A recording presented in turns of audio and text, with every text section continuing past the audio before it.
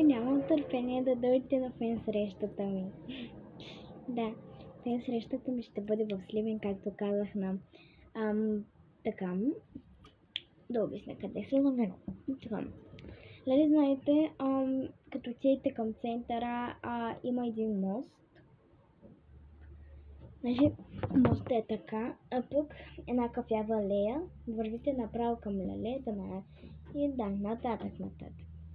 Има един парк до два ресторанта. Значи, парка е така, един е ресторант е така, другия е така. И пешеходната пътека. Да, пък тук имам някаква градинка. И да, чакам там. Но, моля ви, носете се нещо за каране, кънки, аз ще носа. И да, или пък ако искате, не се носете нищо. И да, аз сега ще ви направя подаръчета. И вие ми правете. Чао! И ви чакам. Няма да ходя сама с подаръците да ви чакам.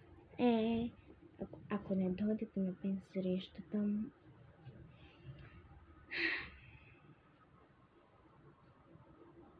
ще следва голямо продължение. Така.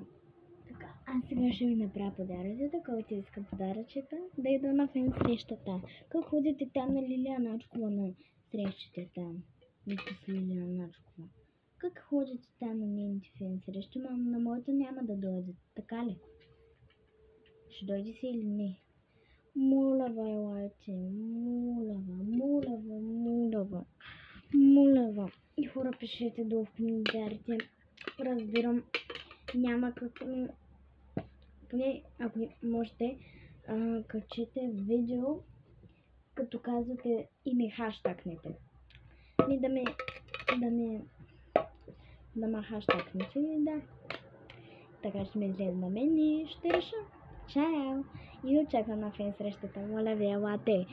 И тези, които ще дойдат, ще ви подготвят подаръчета. Чао! Ще подготвят 10 подаръка. Защото я няма да... Ще подготвя 10, защото може и никой да не дойде. Да, приятели, чао, очаквам ви там. И не забравяйте подаръци, ако идвате. Чао!